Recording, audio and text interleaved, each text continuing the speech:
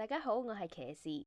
話說1個月之前，即係花店生意最好嗰日，我收到野豬送俾我嘅驚喜。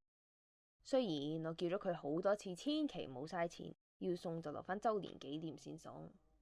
嗱，有圖有真相，扎花真係超級靚啊！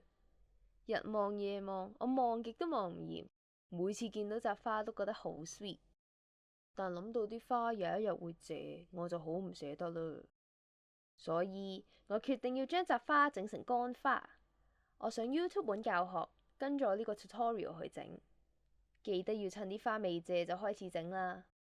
首先要將扎花拆開，揀最靚嘅用嚟整。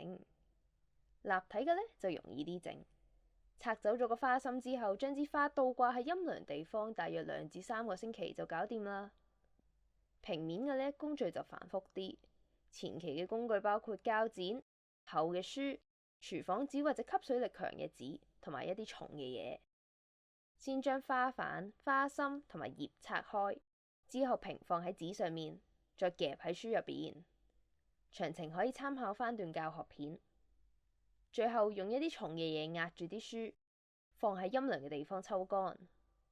等大約2至3個禮拜之後，啲嘢應該就會乾晒噶啦。咁就可以發揮創意，按自己嘅喜好、美感去進行拼貼。